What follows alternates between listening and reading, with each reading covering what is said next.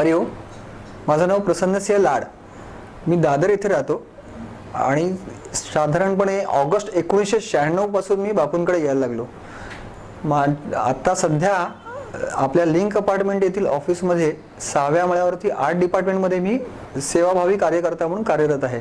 माझा पहिला अनुभव तुम्हाला सांगायचा म्हणजे 96ला ऑगस्टमध्ये जेव्हा यायला लागलो तेव्हा फक्त 50-60 माणसं येत असतील आणि आम्हाला आपले अजितसिंह कर्णिक आमच्या घरी आले होते आणि ते असंच जनरल बोलता बोलता बोलून गेले की असे डॉक्टर जोशी म्हणून आहेत, ते प्रवचन करतात, साईबाबांच्या छान छान गोष्टी वगैरे सांगतात, या तुम्ही बघा कसं वाटतं.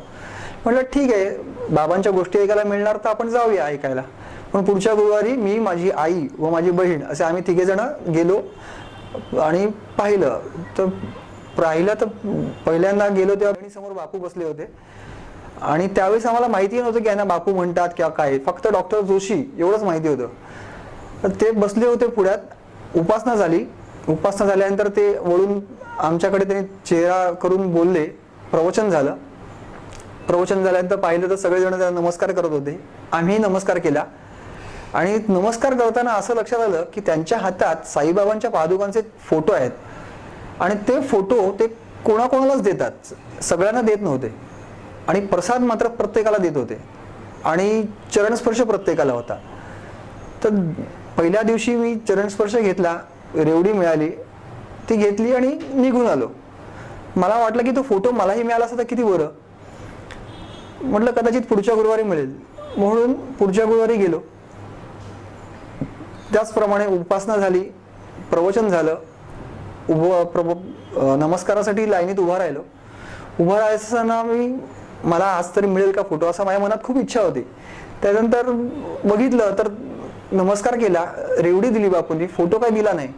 मला खूप वाईट वाटलं की अरे आपल्यालाच का फोटो नाही, हे काही काही लोकांना देत आहेत ना, मग मला का नाही दिला, असं मनात खूप मजा राहून गेलं.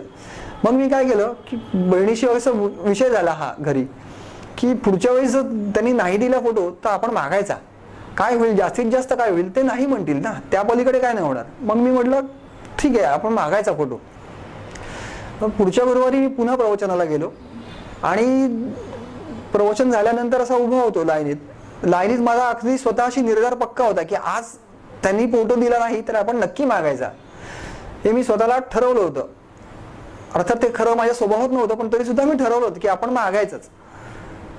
मग मी गेलो पुढे बापूंकडे, समोर गेलो, त्यांच्या नमस्कार केला, उठून उभा राहिलो, त्यांच्या चेहऱ्याकडे बघितलं. त्यांनी छानसं स्मित केलं, माझ्या डोक्यावरनं हात फिरवला, हातात रेवडी दिली आणि मी निघालो. फोटो काय त्याने दिलाच नाही. मी फोटो न घेता गेलो आणि मला मागताच आला नाही त्यांच्यासमोर, म्हणजे तोंड उघडलंच नाही माझं. आणि मी जाता जाता स्वतःला कोसत असं निघालो, का नाही मागितला फोटो, असं मी मनातल्या मनात म्हणत होतो. असं 7-8 पावलं चाललो असेल नसेल, माझ्या मागणं पाठीवर थाप पडली आणि मग एक श्रद्धावान म्हणून मला सांगितलं तुला ते बोलवत आहेत. मी मागे वळून पाहिलं तर बापूंनी नजरेने मला जवळ बोलवलं आणि हसले, एक छान स्मित दिलं आणि त्यांनी एक फोटो काढून माझ्या हातात दिला.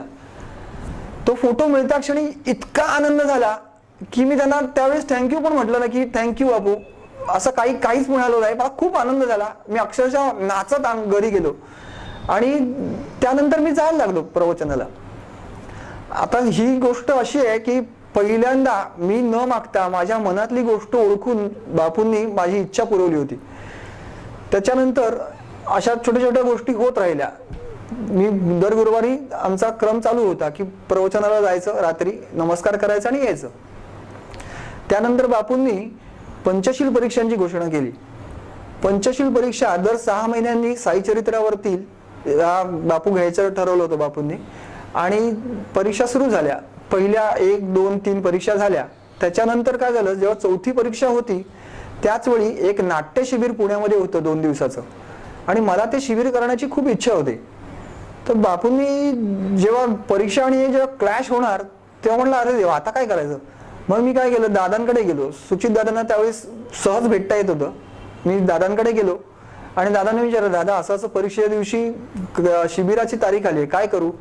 दादा म्हणाले काही हरकत नाही, तू जा शिबिराला, पुढच्या वेळेस दे परीक्षा.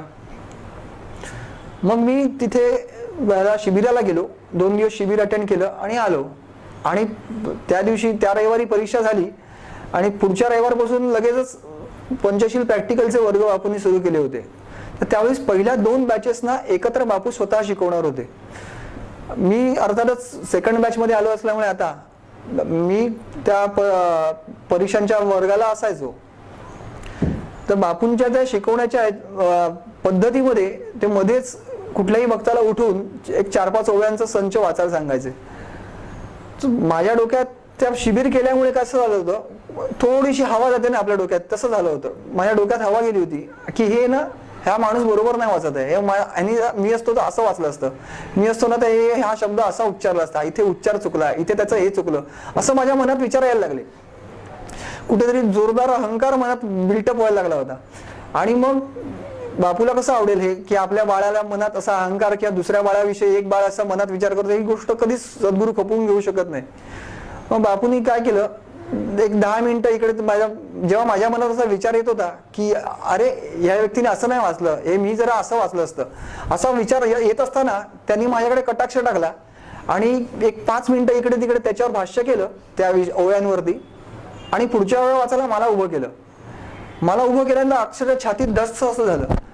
तसे जरी शिबिर केलेलं असलं, कितीही वाचनाबद्दल कॉन्फिडन्स आला असला तेव्हा, तरी तो सगळा कॉन्फिडन्स कुठेतरी म्हणजे काय मला शब्दात सांगू शकत नाही असा घटना आतमध्ये काहीतरी व्हायला लागलं. बरं, त्यावेळेस ज्याला ओव्या वाचायला सांगायचे त्याला बापू माईक द्यायचे. मग माईक मी गणेशला म्हटलं, अरे गणेश माईक. तर बापू तिकडनं ओरडले, काय रे तुला काय करायचं माईक, तुला काय नाही मिळणार माईक बिक, तू असाच ओव्या वाच. आणि अक्षरशः 2 मिनिटात मला सुचेच ना काही, मला अक्षरशः साध्या ओव्या होत्या पण त्या वाचताच येईना मला. अक्षरशः त प प करत मी वाचायला लागलो, हातपाय थरथर कापायला लागले.